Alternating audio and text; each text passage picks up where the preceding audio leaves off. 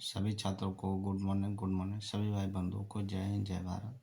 आज आपका UP TET 2014 का दूसरा जो पेपर हुआ था उन पेपर पे चर्चा किया जाएगा। आप सभी लोग प्राथमिक स्तर की तैयारी कर रहे हैं तो इस चैनल पे जुड़ जाइए। वो ईमानदारी से आप लोग सब्सक्राइब कर लीजिए, ठीक। यदि आप सब्सक्राइब किए रहेंगे जो भी वीडियो हम बनाएंगे आपके पास नोटिफिकेशन पहुँच जाएगा, ठीक। आप लोग सहयोग करें इस परिवार को, आपका परिवार है, जितना से ज़्यादा शेयर करें इस चैनल को, ठीक। आपको सगे संबंधित उनको भी शेयर करिए। हम चलते हैं, प्रश्न पर चर्चा करते हैं।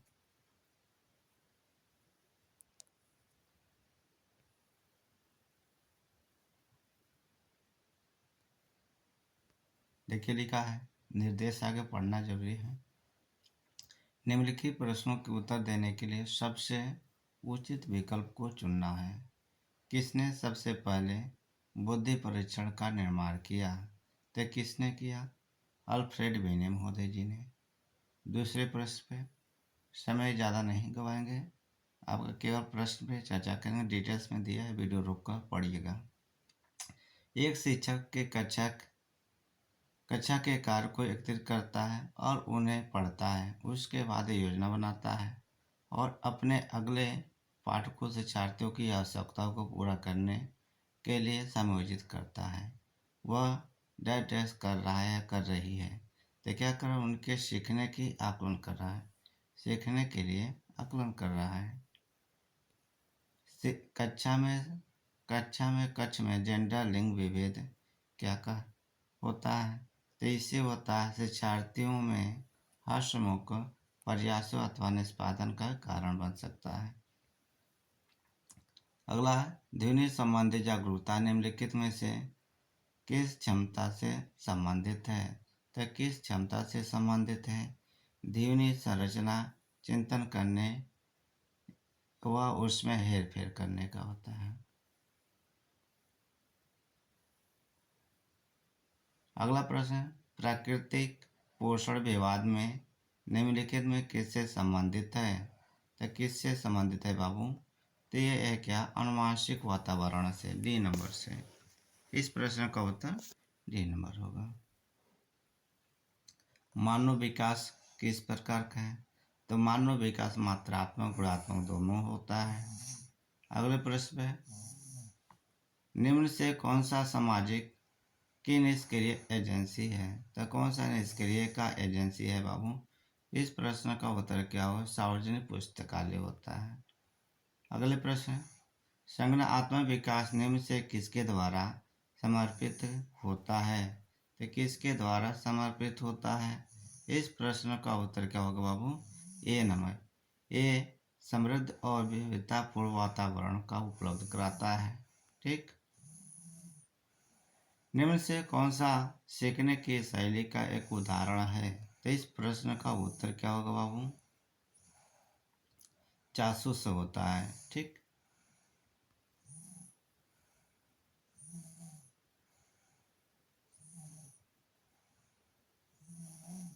प्रेरणा है अनुभूतियों के संतुष्टिकरण की अवस्थाओं तक पहुँचने और व्यक्तिगत लक्ष्यों को प्राप्त करने की आवश्यकता को संबंधित करती है। आवश्यकता को संबंधित करती है। भावात्मक रूप से क्या होती है? भावात्मक रूप से एक आंतरिक बल जो प्रोत्साहित करता है और व्यवहार पर प्रतिक्रिया के लिए बाध्य करता है एवं उस प्रतिक्रिया के विशिष्ट दिशा उपलब्ध निर्देश करता है, ठीक। तो इस प्रश्न का अभिप्रेरणा होना चाहिए। क्या होना चाहिए? अभिप्रेरणा होना चाहिए। निम्नलिखित में कौन सा कारक अधिगम को सकारात्मक प्रकार से प्रभावित करता है? तो इस प्रश्न का उत्तर का जवाब हमारा क्या होगा बाबू? बी होगा। क्या होगा? अर्थपूर्ण संबंध होगा। प्रतिभाशाली शिक्षार्थियों को से जुड़े प्रश्नों पर अधिगम समय देने के लिए कहा जा सकता है। तो इस प्रश्न का उत्तर का जवाब क्या होगा बाबू? हमारा बी नंबर, सर्जन होता है। निम्नलिखित में कौन सा कौशल संज्ञानात्मक बुद्धि से संबंधित होता है? तो इस प्रश्न का उत्तर क्या होगा? समानुभूति होता है। गणित में अधिगम नियोक्ता का आकलन निम्न से किस परीक्षण द्वारा सर्वाधिक उचित तरीके से किया जा सकता है? तो कौन सा सर्वाधिक उचित है भाई? देखा जाए ऑप्शन में। तो उनके निदानात्मक उनकी कमियां को जांच करना, उनकी कमियां कहाँ पे वहाँ सुधार करना होता है। ठीक। प्रभावपूर्णता, व्याख्या, मौलिकता और लचीलापन के साथ संबंधित तत्व कौन सा है? तो इस प्रश्न की आवश्यकता यानी उत्तर क्या होगा? अपसारी चिंतन होता है। ठीक। अगले प्रश्न में, सभी के लिए विद्यालयों में सभी की शिक्षा निम्नलिखित में किसके लिए प्रचार वाक्य हो सकता है? तो किसके लिए होता है? समावेशी शिक्षा के लिए। किसके? समावेशी शिक्षा के लिए। निम्न से कौन सी शब्दावली प्रायः अभिप्रेरणा के साथ अंत बदलाव के साथ इस्तेमाल की जाती है? इस प्रश्न का उत्तर का जवाब क्या होगा बाबू? आवश्यकता के अनुसार। किसके अनुसार? आवश्यकता के अनुसार। अगले प्रश्न पे आते हैं। निम्न से कौन सा स्टेनबर्ग की बुद्धि त्रिस्तरीय सिद्धांत का एक रूप है? कौन सा एक रूप है? तब व्यवहारिक बुद्धि का है। 1 वर्ष तक शिशु जब आँख, कान व हाथों से सोचते हैं तो निम्नलिखित में से कौन सा स्तर शामिल होता है? कौन सा स्तर शामिल होता है? तो इस प्रश्न का उत्तर क्या होगा? इंद्रिय जनित कामक अवस्था होता है। वाइगोस्की के सिद्धांत में विकास के निम्नलिखित में से कौन से पहलू की उपेक्षा होती है? तो कौन सी पहलू की उपेक्षा होती है? तो जैविक, ये जितने हैं सब जैविक में आएंगे भाई। वाइगोस्की सामाजिक और भाषिक और सांस्कृतिक सभी पे क्या करते थे? जोर देते थे।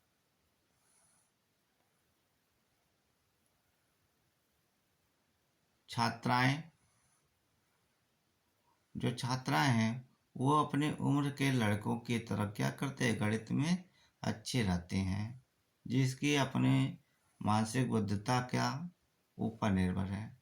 जो जैसे ग्रेड अपना कर ले। ठीक। ग्रेड अंकों से कैसे अलग है? ते विश्लेषणात्मक से अलग है। ठीक। शब्दों में अक्षर के क्रम में पढ़ने में कठिनाई का अनुभव करना अक्सर जासूस स्मृतिक के डैश हाथ से संबंधित है। तो ये आपका डिसलेक्सिया हो रहा है, पठन से डिसलेक्सिया होता है। रिया कक्षा में पिकनिक तय करने हेतु ऋषभ से सहमत नहीं है। वह सोचती है कि बहुमत के अनुकूल बनाने के लिए नियमों का संशोधन किया जा सकता है। यह सहपाठी विरोधी पियाजे के अनुसार निम्नलिखित में से किससे संबंधित है? तो किससे संबंधित है बाबू? तत्सहयोग की नैतिकता से है। अगले प्रश्न पे आते हैं। वे शिक्षक जो विद्यालय आधारित आकलन के अंतर्गत कार्य करते हैं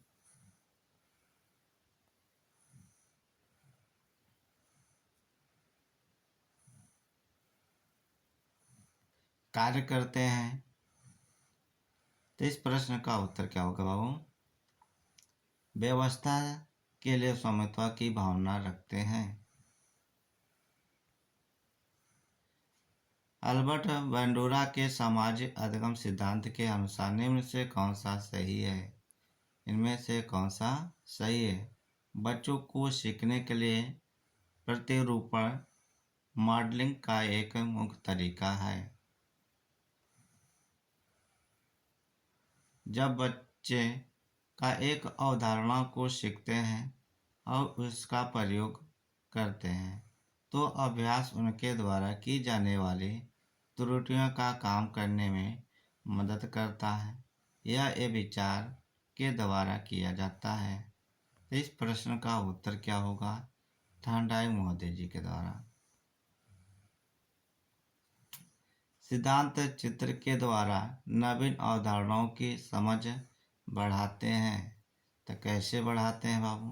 तर्कपूर्वक ढंग से सूचनाओं को व्यवस्थित करने योग्यता को बढ़ाने के लिए होता है।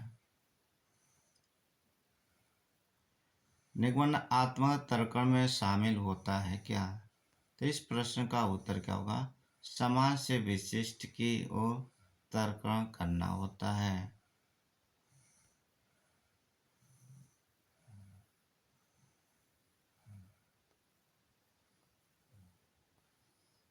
आपका गणित का है भाई,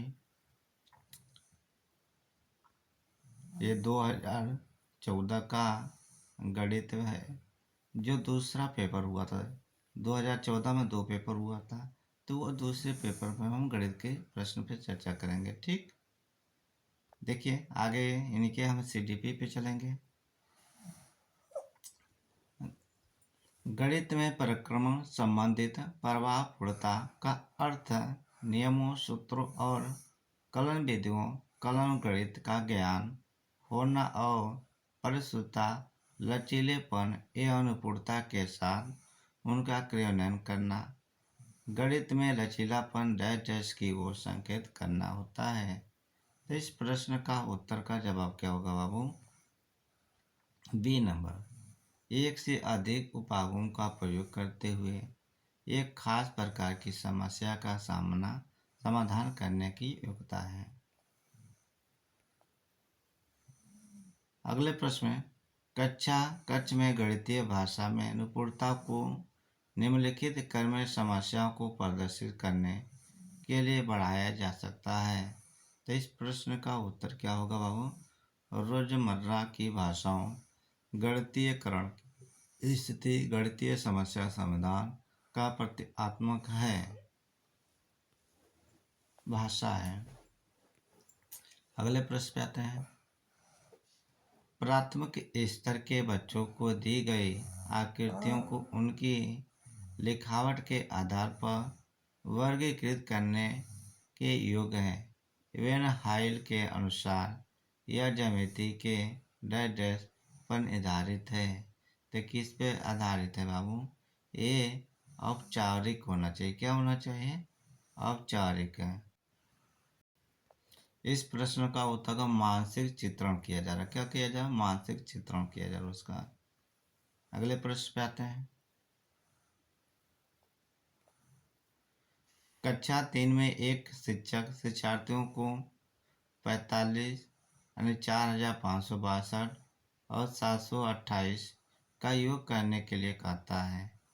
एक शिक्षार्थी प्रश्न के उत्तर में निम्न प्रकार प्रतिक्रिया करता है। यह प्रतिक्रिया दर्शाती है कि बच्चे डैश में कमी है कि नहीं। तो इससे एक होता है स्थानीय मान की अवधारणा। क्या होता है? स्थानीय मान की अवधारणा होता है, उसे ज्ञात है कि नहीं। हस्त प्रतिमान स्थिर चित्र, लिखित प्रतीक, मौखिक और लिखित भाषा, वास्तविक संसार की स्थिति अथवा संदर्भ को दर्शाने के 5 तरीके कौन से हैं? तो इस प्रश्न का उत्तर क्या होगा? डी नंबर, गणितीय चिंतन एवं विचार। राष्ट्रीय प्रचार की रूपरेखा 2005 के अनुसार प्राथमिक स्तर पर संख्या और उन पर संक्रियाओं का मात्राओं का मापन आदि का परीक्षण किस प्रकार किया जाता है? तो इस प्रश्न का उत्तर क्या हुआ? गणित शिक्षण के संकीर्ण उद्देश्य को पूरा करता है। अगला प्रश्न है, कक्षा 4 की पाठ्य पुस्तक से दी गई निम्नलिखित समस्याओं में से कौन सी बहु अनुशासनात्मक समस्या की ओर संकेत करती है? दी गई आकृति की दर्पण छवि प्रतिबिंब का आरेख बनाएं। दी गई आकृति में कितनी सीमित रेखाएं हैं? किसी दी गई ज्यामितीय आकृति में एक सीमित रेखा खींचना। भारत के झंडे का आरेख बनाइए। झंडे सीमित रेखाओं की पहचान ना। तो इस प्रकार की समस्याओं का क्या करना होता है? तो इस प्रश्न का उत्तर डी नंबर होता है। भारत के झंडे का आरेख बनाएं और झंडे की सीमित रेखाओं की संख्याएं की पहचान करें। अगले प्रश्न पे आते हैं।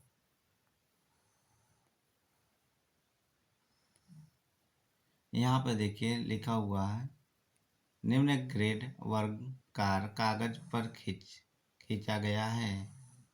तो इस प्रकार खींचा, इसमें भी 3, इसमें भी 3 है। तो इनके कराए यह निरूपण किसकी ओर संकेत करता है? तो स्थानीय मान के रूप में क्या होता है? यह स्थानीय मान के रूप में हम इस प्रकार के रेखा को प्रदर्शित करते हैं।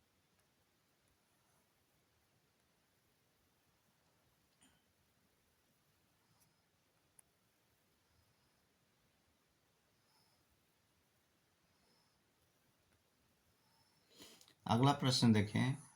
मानसिक गणित संबंधित गतिविधियां महत्वपूर्ण है क्योंकि वह निम्नलिखित में से किसी एक के लिए आवश्यक उपलब्धता कराती है। तो इस प्रश्न का उत्तर क्या होगा बाबू? D number. मानसिक संगणन संबंधित प्रक्रिया का विकास क्योंकि शिक्षार्थियों तेज गति से संख्या और परिकलन के बीच संबंधों की पहचान करने की कोशिश करते हैं। यहाँ पे लिखा है, एक बच्चा मानसिक रूप से 27 + 38 को 65 के रूप में प्रकलित करता है। जब उसे योग करने के अपने तरीके के बारे में व्याख्या करने के लिए कहा गया तो उसने प्रतिक्रिया के रूप में कहा कि 38 + 40 को नज़दीक है, इसलिए हम 27 और 40 को 67 है। तो मैंने 65 को प्राप्त करने के लिए 2 घटा दिया। क्या कर दिया? इस प्रकार के बच्चे ने अपने क्या किया? अपने मानसिक को चलाया। योग करने के युक्त तरीका क्या है उसका दिखाई दिया हमें। तो हमें ये दिखाई दिया उसका क्या है? प्रतिकारी। क्या होता है? प्रतिकारी। जियो बोर्ड किसके शिक्षण का एक प्रभावी संसाधन है? तो किसका एक प्रभावी संसाधन है? ज्यामितीय आकृतियों और उनकी विशेषताएं हैं। अगले प्रश्न पे आते हैं। प्राथमिक कक्षा का एक बच्चा संख्या सक्रिय चिन्हों, सिक्कों एवं घड़ी की सुइयों में अंतर स्थापित नहीं कर पाता है। यह तथ्य इंगित करता है कि इसे बच्चे को निम्नलिखित में से किस परिच्छेद में समस्या है? तो किस में समस्या है? तदृश्य प्रक्रमण में है। एक शिक्षक कक्षा 3 में निम्नलिखित कार्डों का वितरण करता है। बच्चों को समान आकृतियों का मिलान करने के लिए कहता है। इस कार्ड में इनके चित्रों को क्या करना है? मिलान करना है।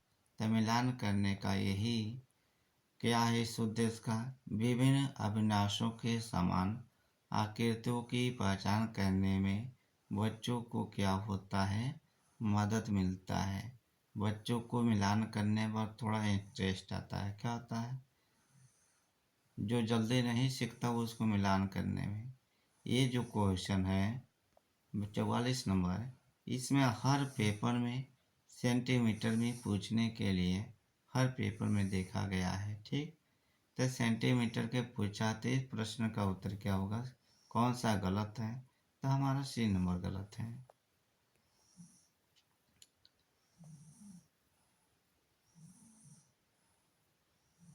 अगला प्रश्न लिखा है गुणनफल में यानी 1109 गुणे 505 में कौन सी संख्या घटाई जाए ताकि गुणनफल प्राप्त इतना हो जाए।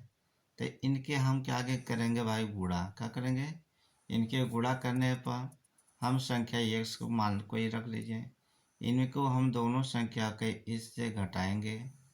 जब गुणा हो गए इनके घटाने पर हमारा 54,995 आ जाएगा। इनको आगे हम क्या करेंगे भाई, गुणा करेंगे। गुणा करने के बाद इस संख्या से हमने माइनस करेंगे। माइनस करने के बाद जो संख्या आएगा वो हमारा मान होगा। इसलिए इस प्रश्न का उत्तर का जवाब हमारा बी नंबर होगा। क्या होगा, बी नंबर। अगले प्रश्न पे आते हैं। जैसे 210 के धनात्मक गुणनखंडों का योगफल क्या होगा। तो योगफल इनके क्या होगा, आगे इनके देखिए दो से हमने लासा निकाले हैं। ऐसे हमने कार्ड को यदि दिखाएं तो आपको समय ज़्यादा जाएगा। 210 ऐसे करिएगा, इनको काटिए भाई। 2 एकम 2, डबल संख्या होता है 0 बढ़ा लिया जाता, 2 पंचे 10 होता है। फिर इनको हम कर में से ही काटेंगे। 3 त्रिका 9, एक हाथ से 3 पचे 15 हो गया। फिर क्या करूँगा, इनको हम 5 से काटेंगे। 5 सत्ते 35 हुआ, यहाँ 7 लिख दे रहा हूँ बाबू। फिर इनको थोड़ा ऊपर कर दें, फिर यहाँ 7 एकम 7 हो गया। तो वही 2 3 5 7 आया। तो इनके आने के बाद सभी एक ही बार आए हैं। कितने बार आए हैं, एक ही बार आए हैं। तो एक ही बार अभी ध्यान रखिए, एक बार आए इनके हम थोड़ा इसका ऊपर बढ़ा दे रहा हूँ।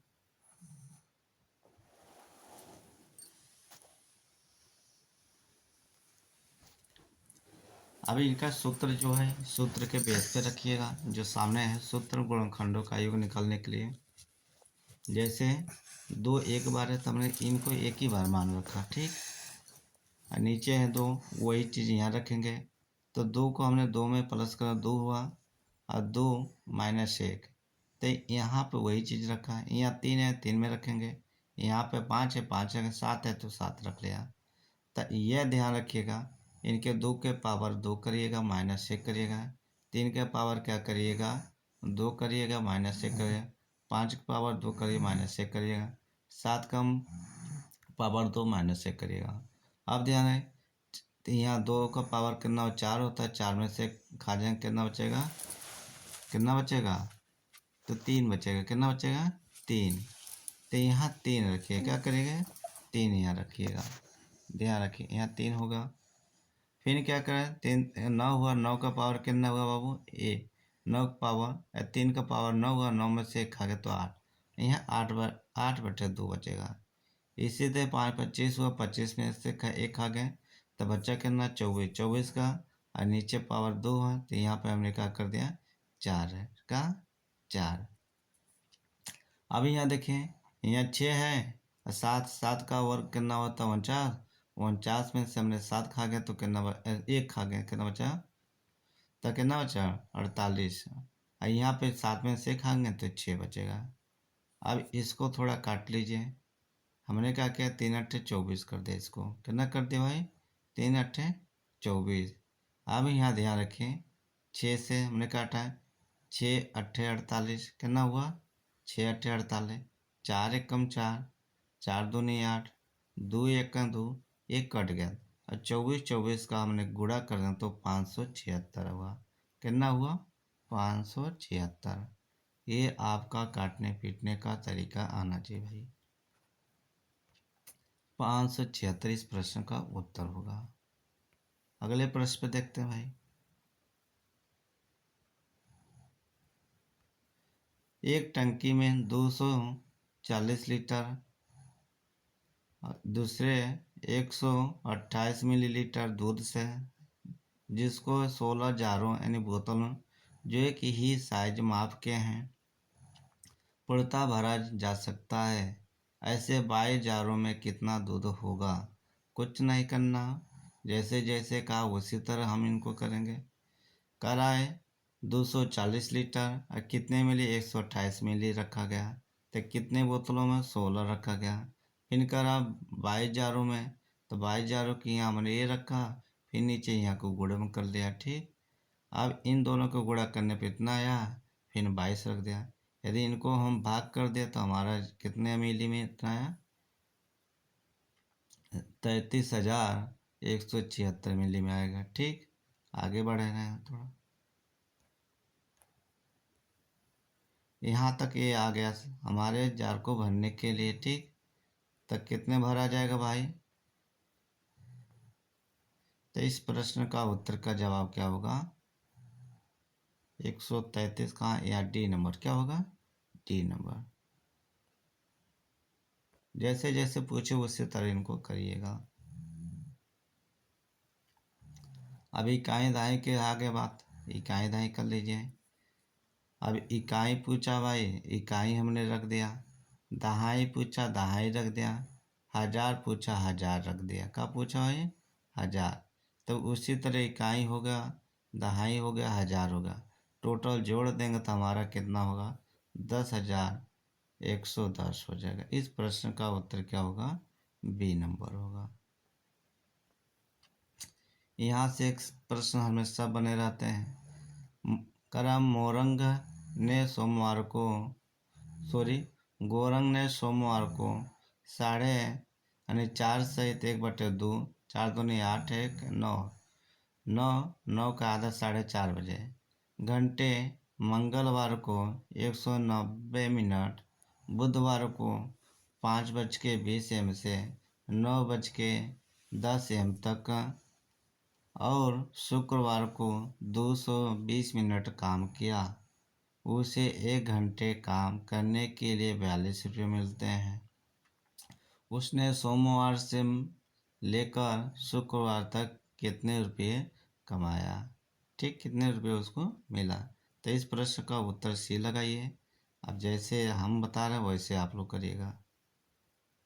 देखिए, इसको आगे कर 1 घंटे के काम करने के लिए 42 रुपये मिला। कितना मिला, 42।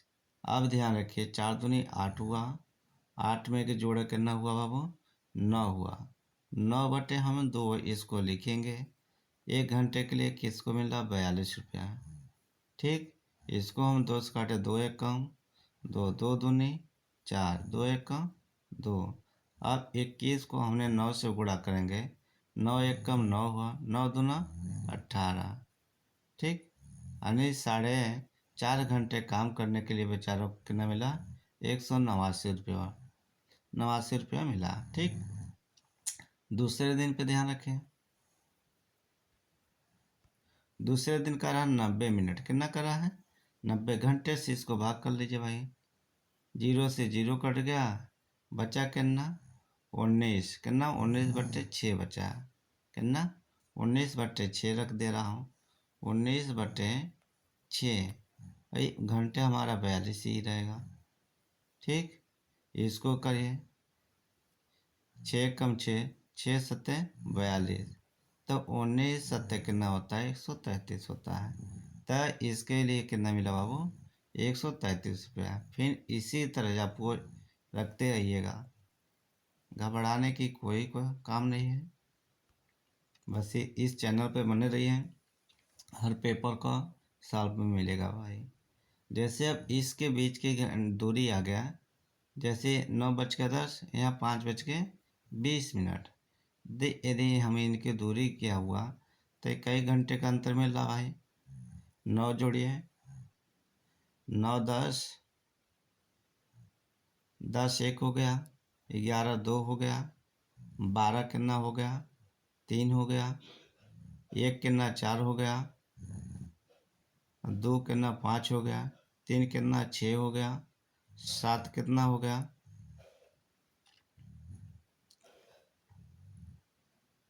3 हो गया 7, 4 कितना हुआ 8, 9 कितना हुआ 10, 9 कितना हुआ 10, यानी 3 छक 18, 18 में 5 जोड़ कितना हुआ, 18 में 5 जोड़ने पर कितना हुआ 23, 23 कितना हुआ 23, 23/6 हो जाएगा। ठीक, 23/6। अब 23 का आधा मानेंगे तो इसका आधा करेंगे तो आधा कटेगा नहीं। तो ध्यान रखिए 23/6 रख लीजिए और इसी पे हमने क्या करूँगा 42 का करूँगा 42, इसको काट दीजिए 6 का 6 सत्ते 42 हुआ और 7 त्रिके 21 हुआ, हाथ से 2 और 7 दूनी 14, 14 में 2 जोड़ के ना 16 हुआ। तो ये हो गया इनके 9:10 से 5:20 तक। ठीक, शुक्रवार को मोरंग ने किया काम करना 220 मिनट। और घंटे में इनको चेंज कर लीजिए भाई, घंटे में इनको चेंज कर रहा हूँ। 0 से 0 हो गया, 0 से 0 हो गया, 6 एकम 6, 6 सत्ते 42 हो गया और 2 सत्ते 14, 2 सत्ते 14, 1 15 हो गया। अब टोटल हमने जोड़ दिया भाई, तो इस प्रश्न का 637 आंसर हो जाएगा। कितना हो जाएगा 637। इस प्रश्न का उत्तर क्या होगा सी नंबर। थोड़ा टाइम जाएगा, गुणा भाग में थोड़ा सावधानी रखिएगा, यदि थोड़ा सा गुणा गलत हुआ हमारा मन एयर हो जाएगा। 4 और 2/3 समकोण में डिग्रियों की संख्या क्या है? डिग्रियों की संख्या कितना है 420। देखिए कुछ नहीं करना है, 4 पूछा, 4 को हमने 90 से गुणा कर 336। फिर कहा 2/3, इनको हम 3 से काटा, 3 एकम 3, 3 का 9 हो गया, यहाँ 3 आ जाएगा। 30 को हमने 2 से गुणा 90 के ना 60 होगा, और 360 और 60 को जोड़ेंगे तो कितना 420। कुल डिग्रियों की कितना हुआ 420। थोड़ा आपका हम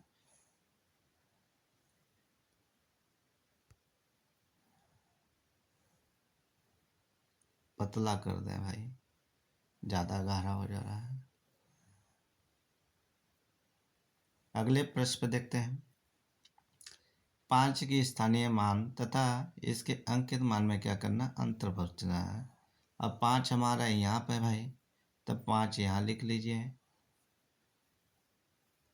कितने पीछे अंक है 3, 3 लगा दिए। इन्हीं की स्थानीय मान में अंकित करना है। क्या करा है, स्थानीय मान को अंकित कर दीजिए। तो क्या करा है, स्थानीय मान इसके अंकित मान में अंतर घटा दीजिए। तो घटाने पे हमारा क्या होगा 4995 होगा। इस प्रश्न का उत्तर क्या होगा, बी नंबर होगा।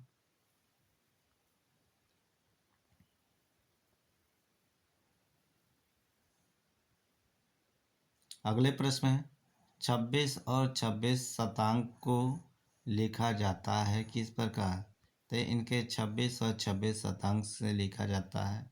तो इस प्रश्न का क्या होता है 26.26 होगा।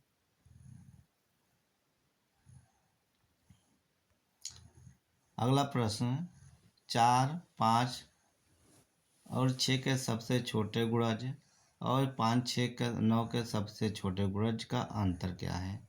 इनका हमने लासा निकाल लिया भाई, तो इनका लासा हमारे कितना 60 मिला, इनका लासा निकालने पर कितना 90 मिला। दोनों का अंतर पूछा, कितना दोनों में से घटा दें तो हमारे अंतर मिला कितना 30। इस प्रश्न का उत्तर डी नंबर होगा। अगला प्रश्न, इसको संख्या से भाग करना भाई, इनको संख्या, फिर दोनों के शेष फलों से क्या करना है, गुणनफल कर दें। इनका भाग करा तो शेषफल 1 बचा, इनके भाग करेंगे तो 4, यदि इनके गुणनफल पूछा तो गुणा करने पर 4 होगा। इस प्रश्न का उत्तर डी नंबर होगा। अगले प्रश्न पर देखिए,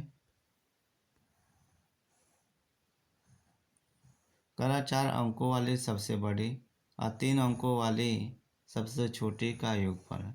4 अंकों की बड़ी और छोटी हो गया, योगफल पूछा जोड़ देंगे तो हमारे योगफल कितना आएगा 10,099 आएगा। इस प्रश्न का उत्तर बी नंबर होगा।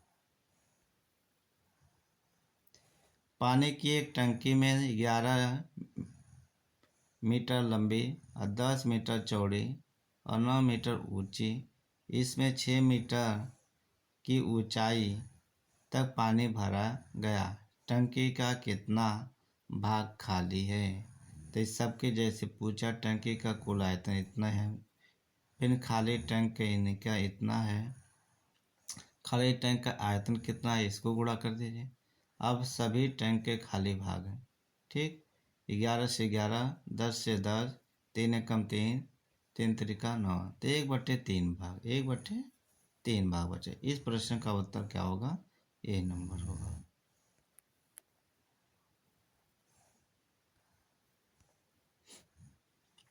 इसको देखिए, 3 त्रिका 9 हुआ, 9 में एक जोड़े कितना हुआ? 10/3 हो जाएगा। इसको 1/6 है ही है। जब इनको हम गुणे इस संख्या रखेंगे तो गुणे में चेंज करेंगे तो ऊपर 6 हो जाएगा। 3 एकम 3 हुआ, 3 त्रिका 9 हुआ, 3 दूनी 6 हुआ, 10 को हमने 2 से गुणा, 10 दूना 20 हुआ। तो इस प्रश्न का उत्तर क्या होगा? C नंबर होगा। आप सभी लोग इतना आपके लिए मेहनत किया, आप हमारे लिए केवल सब्सक्राइब और लाइक शेयर करके मोटिवेशन थोड़ा करें भाई, ठीक। हम अपना बट किसी भी भाई बंधु को ये नहीं कहना चाहूँ ये प्रश्न ना समझ में आए। जितना मेरे तर्क वितर्क आएंगे उस तर्क वितर्क से हम अपने सभी भाई बंधु को समझाने की कोशिश करेंगे। कहीं भी मिस्टेक होगा उसके लिए आप लोग से सॉरी है। जितना हमारा सेंस है उस हिसाब से सभी को हमने गुणा भाग करके ही सिखाऊंगा। एक आयत और एक वर्ग की परिमाप बराबर हैं। वर्ग का परिमाप 96 सेंटीमीटर है और आयत की चौड़ाई वर्ग की भुजा 4 सेंटीमीटर कम है। तब आयत के क्षेत्रफल वर्ग सेंटीमीटर में दुगुना किसके बराबर हो? अब सभी को पता है आयत का परिमाप भुजा स्क्वायर होता है। फिर क्या करा? 96 यानी जो भुजा 4 का, ठीक, इसी को हमने 4 से क्या करता हूँ? भाग कर दे रहा हूँ। क्या करूँगा? भाग कर दे रहा हूँ।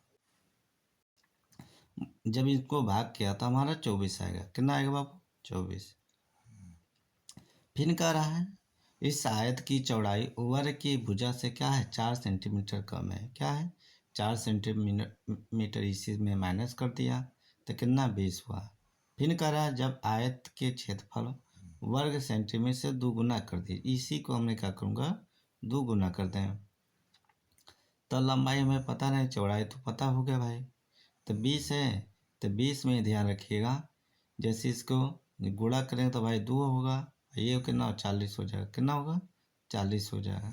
तो इस 40 में से हमने क्या करूँगा? इसको थोड़ा काट, 2 एकम 2 हुआ, इसको काटा तो कितना हुआ? 2 चौको 8, 2 8 16 हुआ। और इसमें से हमने 20 माइनस कर देना है। क्या करना है? क्योंकि जो कटे वाला संख्या काटा जाता है और इनके गुणा हो जाएगा, ठीक। तो इसमें से जब माइनस करेंगे तो हमारा कितना होगा? 28 बचेगा। 28 सेमी हमारा क्या होगा? लंबाई हो जाएगा। क्या हो जाएगा? 28 सेमी लंबाई हो जाता। अब आयत के क्षेत्रफल दुगुना है तो लंबाई गुणे चौड़ाई कर दीजिएगा। चाहे ऐसे गुणा करके जोड़ लीजिए चाहे ऐसे।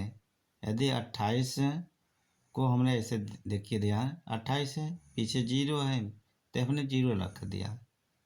28 दूना 56 होता है, 28 दूना 56 होता है और 56 को 2 से गुणा कर दीजिए तो 0 पीछे ही है तो यहाँ 0 लिखे रहेंगे।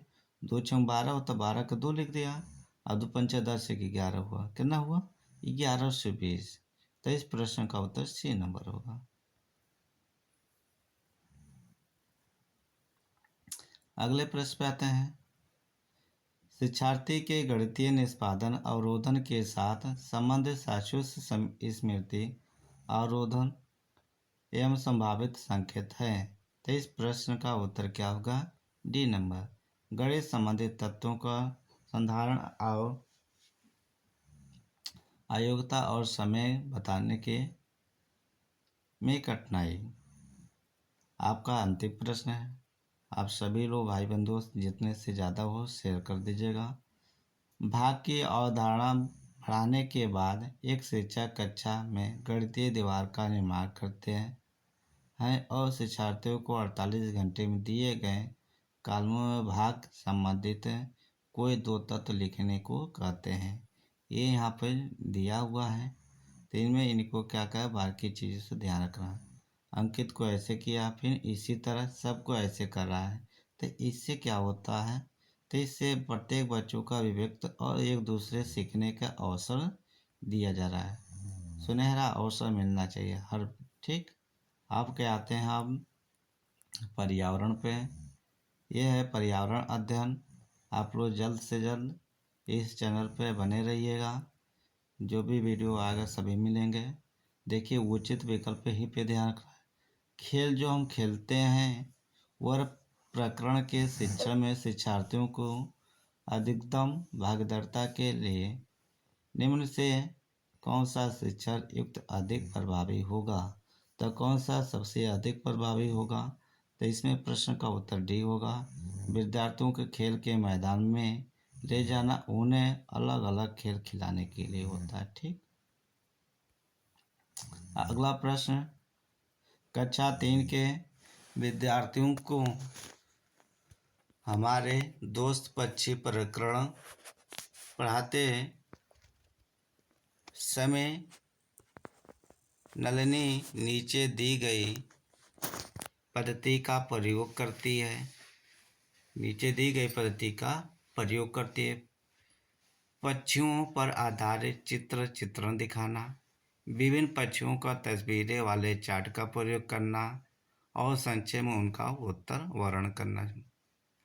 करा शिक्षार्थियों को नज़दीक के पार्क में ले जाना और उनमें से पक्षियों को ध्यान से देखने के लिए कहना।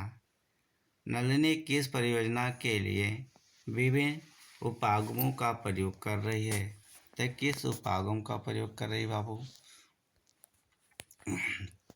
इस प्रश्न का क्या होगा? ए नंबर होगा। बहुबुद्धि वाले शिक्षार्थियों को विभिन्न आवश्यकताओं को पूरा करने के लिए। अगला प्रश्न है, वृक्ष संरक्षण की अवधारणा के बारे में शिक्षार्थियों को संवेदनशील बनाने के लिए गुंजन निम्नलिखित क्रियाकलापों का आयोजन करती है। तो इस प्रश्न का उत्तर क्या हो? प्रत्येक शिक्षार्थियों को इस बात के लिए प्रोत्साहित करना कि एक एक वृक्ष के अपनाएं और उसकी देखभाल करें। तो इसमें क्या होगा? वन संरक्षण प्रतियोगिता का आयोजन कर रही है। देखते हैं और थोड़ा इसमें उचित जो लगेंगे उसके बाद उत्तर दिया जाएगा।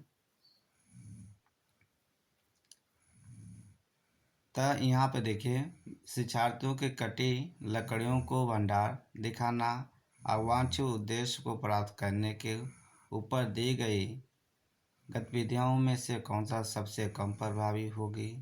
तो इस प्रश्न का उत्तर क्या होगा? डी नंबर होगा, 4 नंबर।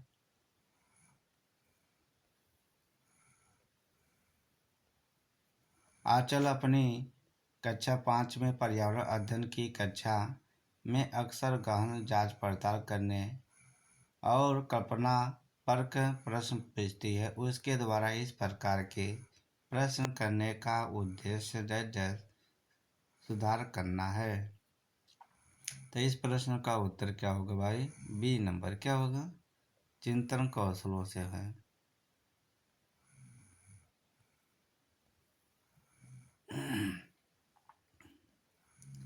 अगला प्रश्न है, कक्षा 5 के विद्यार्थियों के यदि यह समाप्त हो जाए, पाठ पढ़ाने के बाद शिला प्रकरण के बारे में शिक्षार्थियों के समझ के स्तर के बारे में जानने के लिए एक परीक्षण प्रसारित करती है। उसे जानकर आश्चर्य होता है कि एक बड़ी संख्या में शिक्षार्थी संबंधित अवधारणाओं को नहीं समझ पाए। इसका प्रमुख कारण हो सकता है उसने प्रकरण को पढ़ाने के लिए सही पद्धति का प्रयोग नहीं किया। इसलिए प्रश्न का उत्तर डी नंबर। कभी भी बच्चा को दोष नहीं दिया जाएगा, अध्यापक को ही दोष दिया। यदि किसी प्रकार से नहीं समझ में आ रहा है या किसी प्रकार से वे किसी विषय में फेल हो रहा है, ये बच्चे का नहीं दोष, अध्यापक ही होता है। कक्षा 5 की पर्यावरण अध्ययन की पाठ्यपुस्तक के एक पाठ में सर्वेक्षण की और लेखन पर एक भाग का मुख्य उद्देश्य है क्या? तो इस प्रश्न का उत्तर क्या होगा? ए नंबर। विद्यार्थियों को अक्सर उपलब्ध कराना कि चीज़ों को खोजें और सीखें। तो इस प्रश्न का उत्तर क्या होगा? ए नंबर होगा। ईवीएस संक्षेपण डैश डैश अर्थ में प्रयुक्त होता है। तो किस में होता है बाबू? एनवायरमेंट स्टडी में होता है, सामान्य अध्ययन पर्यावरण अध्ययन में होता है भाई। देखिए प्रश्न कैसे इंग्लिश हिंदी वर्जन सब में बना पूछे। भारत के मानचित्र में दिल्ली की स्थिति सापेक्ष हिमाचल प्रदेश की राजधानी शिमला और मध्य प्रदेश की राजधानी भोपाल क्रमशः स्थित है। दिल्ली के किस दिशा की तरफ है भाई? उत्तर और दक्षिण दिशा में, उत्तर और दक्षिण दिशा में है। निम्नलिखित में कौन सा प्राथमिक स्तर पर पर्यावरण अध्ययन की शिक्षण उद्देश्य नहीं है? कौन सा शिक्षण उद्देश्य नहीं है? तो इस प्रश्न का उत्तर क्या होगा? ए नंबर। शिक्षक कक्षा कक्ष के कड़े अनुशासन को सुनिश्चित करें। कोई डॉक्टर एक मरीज को खाने के लिए कुछ दवाइयाँ लिखता और साथ में ही गुड़, आंवला और हरी पत्तेदार सब्जियाँ जरूर खाने का सुझाव देता है। यह मरीज किस रोग से पीड़ित है? तो क्या है?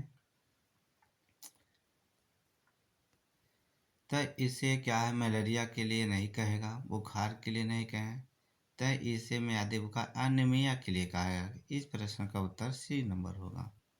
यहाँ पे देख लिया जाए भाई, सी सही है। निम्नलिखित समूहों में से समूह के चुने जिसमें खाना पकाने के तरीके ढंग दिए गए हैं। तो इनके ढंग को देखिए क्या होता है। आगे सेकता, तलकर भूनकर खाने के लिए, जैसे आपका तरीका था वैसे। रेगिस्तानी ओक एक पेड़ का नाम है जिसकी जड़ें उस गहराई तक जमीन में भीतर जाती जब तक कि पानी तक न पहुंच जाए। इस पेड़ की जड़ों की गहराई इस पेड़ की ऊंचाई से लगभग 30 गुना होती है। यह पेड़ कहाँ पाया जाता है? रेगिस्तान ऑस्ट्रेलिया में पाया जाता है। कहाँ पर? ऑस्ट्रेलिया में।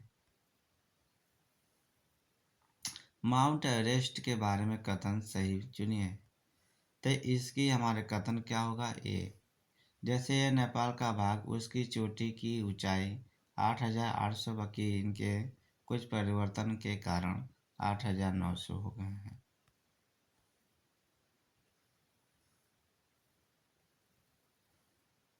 कांसा ब्राज दो धातुओं का मिश्रण है। यह दो धातुएं हैं कैसा?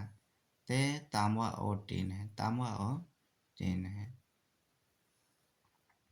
कुछ पक्षी हमारी तुलना में 4 गुना अधिक दूरी तक देख सकते। यह पक्षी हैं कौन?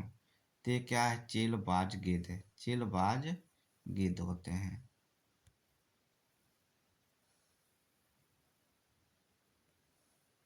अगले प्रश्न पे, शालिनी कक्षा 5 के शिक्षार्थियों को पोषण पर आधारित प्रकरण से परिचित कराना चाहती है।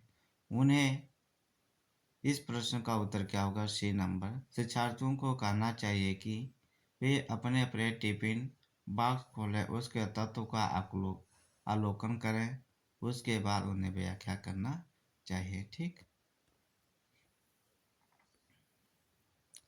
जीव जंतुओं पर आधारित पाठ को पढ़ाने के बाद शीतल कक्षा 4 की विद्यार्थियों के लिए चिड़ियाघर के भ्रमण का आयोजन करती है।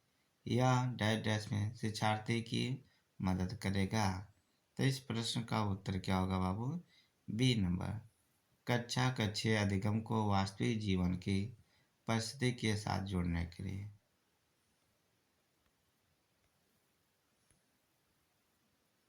नीचे दिया गया पैराग्राफ पढ़िए जिसे गांव के एक छात्र ने अपने घर के विषय में लिखा। तो ये घर कहाँ हो सकता है भाई? असम में। कहाँ हो सकता है? पढ़िएगा। जब ये दूरी जैसे पूछा, मैं एक गांव से आया हूँ, हमारे गांव में अत्यधिक वर्षा होती है, इसलिए हमारे घर धरती से लगभग 10 से 12 फुट 3 से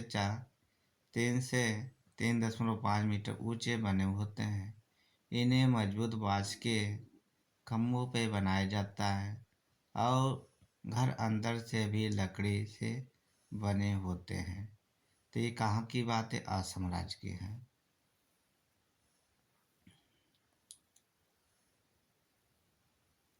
अगले प्रश्न है, निम्न से कौन सा पर्यावरण की कक्षा में रूपात्मक आकलन का समुचित नहीं है? तो कौन सा नहीं है बाबू? तो इस प्रश्न का उत्तर सी नंबर है, जब प्रदूषण की हानियों के बारे में चर्चा। निम्नलिखित पक्षियों में से कौन सा काफी हद तक अपनी गर्दन के पीछे तक घुमा सकता है? तो आप सभी को सुने होंगे, उल्लू। क्या है? उल्लू भाई। बे लिपि में मोटे कागज पर उभरे हुए बिंदु बने होते हैं। यह लिपि आधारित होती है, तो किस पे होते? 6 बिंदु पे। हमारे देश के नीचे दिए गए किस भाग में खाने की चीज़ें जैसे टेपियोका और नारियल को लोग अपने घर के आंगन में उगाते हैं? उन्हें उन्हें इनसे बने खाने का स्वाद बहुत अच्छा लगता है। ता कहाँ के लोग हैं भाई? तो केरल के लोग हैं। कक्षा 5 के शिक्षार्थियों में जिज्ञासा जागृत करने का निम्न से सबसे प्रभावी तरीका क्या है? सबसे प्रभावी तरीका क्या है बाबू?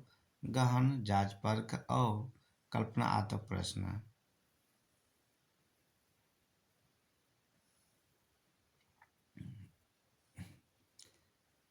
हरप्रीत अपने शिक्षार्थियों को सुझाव देना चाहती है कि पर्यावरण संरक्षण के लिए किस प्रकार एक व्यक्ति सबसे अच्छे संभावित तरीके से अपना योगदान दे सकता है, उनका सबसे बेहतर सुझाव हो सकता है। तो इस प्रश्न का उत्तर क्या होगा? डी नंबर, आने जाने के लिए सार्वजनिक स्थानों का प्रयोग करना।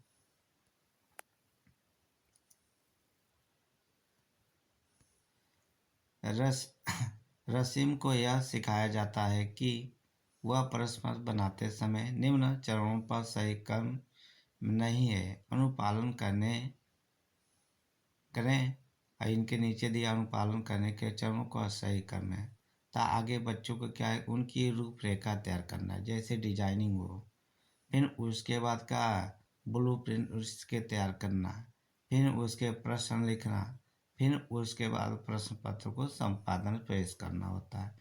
तो इस प्रश्न का उत्तर क्या होगा? ए नंबर होता है। हाथियों के विषय में नीचे दिए गए कौन सा कथन सही है? तो इस प्रश्न का उत्तर क्या बाबू? ए नंबर है। क्या है? ए नंबर। ठीक। 3 महीने के हाथी के बच्चे का भार समानता लगभग 2 कुंटल हो जाता। सही है। कई बार यदि 1 महीने के लिए बिजली ना हो तो हमारा जीवन किस प्रकार प्रभावित होगा? इस प्रश्न को पूछने का उद्देश्य क्या है? बिजली के स्रोतों के बारे में शिक्षार्थियों का आकलन करना। अगले पर शिक्षार्थियों को कल्पना और चिंतापन कौशलों का विकास करना। शिक्षार्थियों को समान जानकारी आकलन करना। समुचित तरीके से बिजली प्रयोग के करने की प्रति शिक्षार्थियों को संवेदनशील बनाना होता है। इस प्रश्न का उत्तर क्या होगा? D number. यहाँ पे देख लीजिए भाई, बी नंबर। यहाँ गलत हमने बोल दिया, कुछ गलतियाँ तो होती हैं, बाकी ध्यान रखें। इस प्रश्न का क्या है? शिक्षार्थियों की परिकल्पना और चिंतापूर्वक कौशलों का क्या करता है? विकास करता है। यहाँ पे ठीक। अगले प्रश्न पे आते हैं बाबू। बिहार राज्य के लोगों के लिए मधुमक्खी पालन शुरू करने के सबसे अच्छी अवधि कौन सी होती है? तो वो सभी लोग को पता है, अक्टूबर से दिसंबर माह के में ठीक पालते हैं लोग। अब रेलगाड़ी एक आ गई भाई। कोई रेलगाड़ी गांधीधाम से 16 जुलाई 2014 को प्रातः 5:15 पे बजे स्टेशन छोड़कर 28 जुलाई 2014 को प्रातः 4:45 बजे नागरकोइल स्टेशन पहुँचे तो रेलगाड़ी द्वारा चली गई दूरी कितना है, 2649 किमी है। तो रेलगाड़ी की औसत चाल घंटा लगभग क्या है। आगे भाई इनका घंटा निकाल लीजिए, कितने घंटे गए कुल, तो इतने घंटे गए, इतने घंटे से भाग कर देंगे तो हमारा 55.76 आएगा। लगभग में पूछा तो 56 आ जाएगा। क्या आ जाएगा, 56। खिजड़ी वृक्ष के बारे में सही कथन को चुनिए। यह वृक्ष मुख्यतः रेगिस्तानी क्षेत्रों में पाया जाता है, सही बात है। इससे अधिक जल की आवश्यकता नहीं होती, ये भी सही है। यह छायादार वृक्ष जिसकी छाया बच्चों में खेलना अपसंद करते हैं। जहाँ वृक्ष की छाया होता है वहाँ बच्चे थोड़ा रह कर खेलते हैं, आनंद आता है। इसलिए प्रश्न का उत्तर क्या होगा, डी नंबर। क्या होगा, डी नंबर। आपका आगे भाई हिंदी का वर्जन, हिंदी प्रश्न पे चर्चा किया जाएगा। ठीक, ये 2011 का जितने प्रीवियस दूसरी पाली पेपर हुआ है वो सेकेंड पेपर का ही चर्चा किया जाएगा। ठीक, फर्स्ट पेपर मैंने डाल दिया हूँ।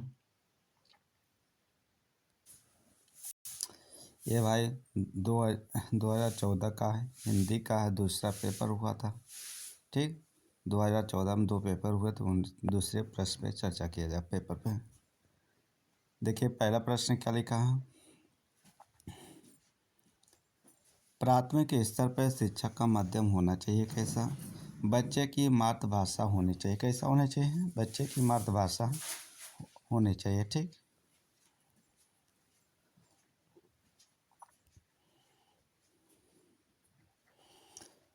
बच्चे प्रारंभ से ही क्या होते हैं, लैस होते हैं। क्या होते हैं, बच्चे बहुभाषी होते हैं।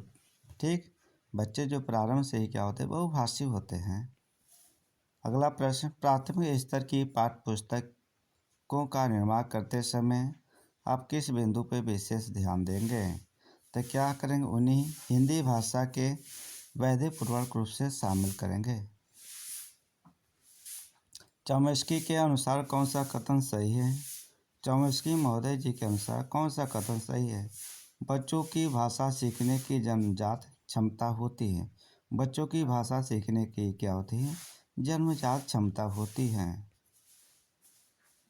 पाठ के अंत में अभ्यास और गतिविधियों देने का उद्देश्य क्या है।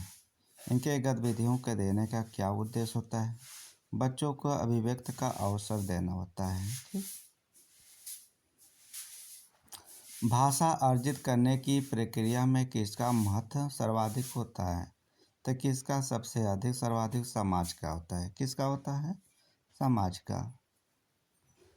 एक समावेशी कक्षा में भाषा शिक्षक को किस बिंदु का सबसे अधिक ध्यान देना चाहिए। तो किस बिंदु का सबसे अधिक ध्यान रखना चाहिए, सभी बच्चों को समान गतिविधियों में शामिल होने के लिए प्रोत्साहित करना चाहिए। ठीक, एक समावेशी कक्षा में शिक्षक के किस बिंदु को सबसे अधिक ध्यान दे रहे हैं, विविध प्रकार के दृश्य सामग्री को उपयोग करना है। यहाँ बात जाहिर से है कि वहाँ पर हमारा ये नंबर उचित लग रहा है। तो देख लिया जाए यहाँ पे क्या दिया भाई, सी नंबर। क्या है, सी नंबर। दृष्टिबाधित पे में, दृष्टिबाधित पे एक ऐसा है प्रश्न अड़ंगा लगा देता है। समावेशी में तो कहा गया है, बाकी हमने सभी गतिविधियों पर ध्यान रखते हुए कहा आप विविध प्रकार के दृश्य से सामग्री का भी उपयोग करने के लिए बताया गया। इसलिए प्रश्न का उत्तर सी नंबर होगा। दोनों पे ध्यान रखिएगा भाई। ये ना होता तो यह तो पक्का सही रहता। भाषा में आकलन की प्रक्रिया, भाषा में आकलन की प्रक्रिया क्या हो, सीखने सिखाने की दौरान भी चलती रहती है।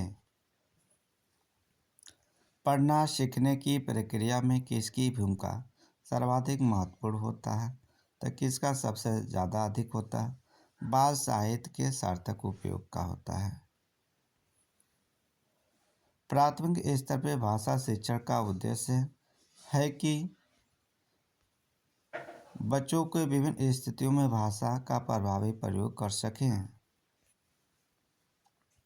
भाषा अर्जित करने में वाइगोस्की ने किस पर सबसे अधिक बल दिया, समाज में होने वाले भाषा प्रयोग पर सबसे अधिक बल प्रयोग किया। बच्चे की भाषा का आकलन करने के लिए सबसे उचित तरीका क्या होता है? बच्चों को भाषा प्रयोग का अवलोकन करना होता है। इस प्रश्न का उत्तर ए नंबर होगा। 15 आपको CDP के माध्यम से प्रश्न रहेगा और साइकोलॉजी जो होंगे उनकी होंगे 15 आपका होंगे गद्य पदांश दोनों होंगे।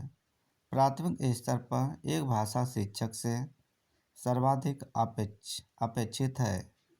क्या करा? कक्षा के बाहर बच्चों को भाषा प्रयोग के लिए प्रोत्साहित करना होता है। भाषा सीखने सिखाने के संबंध में निम्नलिखित में से कौन सा कथन सही है? कौन सा कथन सही है? तो इस प्रश्न का उत्तर क्या है? D number. प्राथमिक स्तर पर भाषा सीखने की सर्वश्रेष्ठ विधि क्या हो सकता है? सर्वश्रेष्ठ विधि क्या हो सकता है? बच्चों को भाषा प्रयोग करने के लिए विविध अवसर देना चाहिए। उनके अवसर देना चाहिए। जैसे खेलने में मौका दिया जाता है तो खूब उड़ते हैं। उसी तरह ये आपका गद्यांश है। 106 से 14 प्रश्न इसी में रहेंगे। गुलजार जी क्यास लिखते समय पाठ आपके चिंतन में होते हैं। देखिए, जब मैं लिखता हूँ मेरे जेहन में मैं होता हूँ। मैं पहले यही तय करता हूँ, बात मुझे अपनी कहानी होती है। पाठक को सामने रख कर लिखने का कोई मतलब नहीं होता है। दूसरी महत्वपूर्ण बात मैं महसूस करता हूँ वह है कम्युनिकेशन, अपनी बात को पाठक तक पहुँचाना। 8 आप कम्युनिकेशन। मैं अपने लेखन में कोई इस कसौटी पर रखता हूँ। मीडिया से जुड़े होने के कारण कहने के तरीके को लेकर मैं सोचता अवश्य हूँ। विषय मेरे होते हैं, मेरी बात सही है या नहीं। आप अपने क्रोध के साथ एक आहत बनाते चलते हैं। हर फाइन 8 लोगों तक पहुँचनी चाहिए। संगीत हो, कला हो या लेखन हो, अपने लक्ष्य तक पहुँचनी चाहिए। कहने का ऐसा तरीका तो होना चाहिए। कह रहा है, जब गुलजार लिखते हैं तो विषय किसके ओर होते हैं? तो किसके ओर होते हैं? फिल्म बनाने के लिए, स्वयं उनके लिए, मीडिया के लिए। किसके लिए होता भाई? मीडिया के लिए। तो इस प्रश्न का क्या होता है? उत्तर क्या होगा? मीडिया के लिए होगा।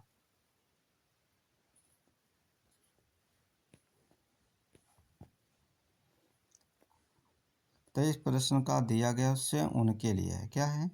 स्वयं उनके लिए। ध्यान रखिएगा, यहाँ पर स्वयं कहीं दिखा रहा हूँ, स्वयं उनके लिए लिखा है।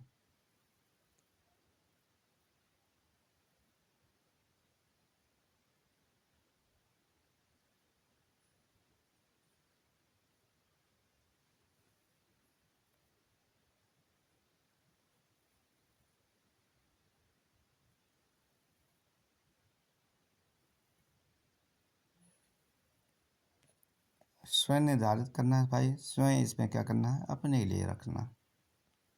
पाठ है मीडिया के लिए दोनों है, बाकी वहाँ स्वयं दिया है।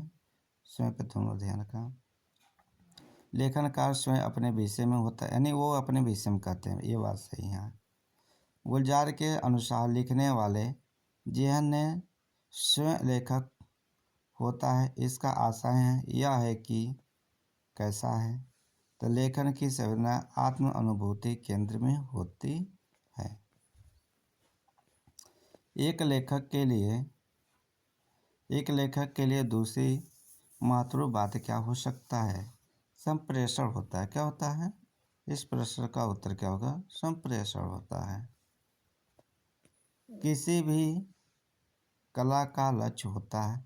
क्या है? यानी किसी भी कला का क्या लक्ष्य है? तो इस प्रश्न का उत्तर क्या ये होगा? लोगों तक यह बात पहुंचाने के लिए। गुलजार अपने लेखन को किस कटौती पर कसते हैं? तो किस कटौती में कसते हैं? तो वह बात पाठक तक पहुंच रही है या नहीं। गुलजार लिखने से पहले क्या तय करते हैं? लिखने से पहले क्या तय करते हैं? क्या कहना है? यानी कोई पाठ्य लिखने या कहानी लिखना है या एप्लीकेशन लिखना है तो एप्लीकेशन किसको क्या कहना है। ठीक, ये भाव। जेहन का अर्थ क्या होता है? जेहन का अर्थ होता है दिमाग। क्या होता है? दिमाग होता है।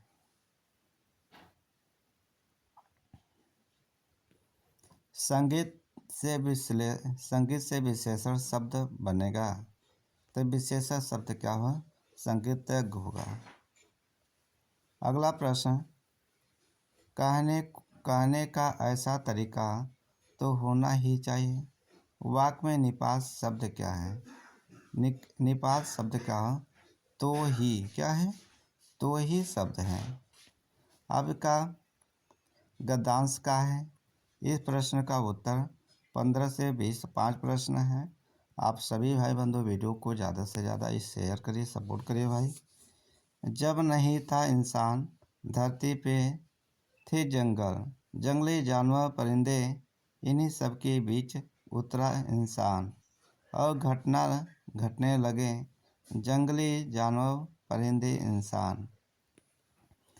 बढ़ने लगा बेतौहास, अब कहाँ जाते जंगल जंगली जानवर परिंदे प्रकृति किसी के साथ नहीं करती नाइंसाफ़ी, सभी के लिए बनाती है जगह। सो अब इंसानों के भीतर उतरने लगे हैं जंगल जंगली जानवर और परिंदे। धरती पे इंसान के आने के बाद क्या हुआ? धरती पे इंसान के आने के बाद क्या हुआ? जानवर घटने लगे, पक्षी घटने लगे, जंगल घटने लगे। ये उपयुक्त में से क्या हुआ? सभी होंगे। इंसान बढ़ने लगा बेतहाश का भाव क्या है?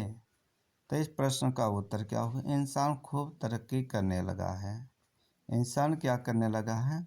खूब तरक्की करने लगा। प्रकृति किसके प्रति इंसाफ़ी नहीं करती है? तो किसके लिए नहीं कर? पशु पक्षियों के प्रति, इंसान के प्रति, जंगल। तो उपयुक्त में से सभी है। क्या है? सभी है।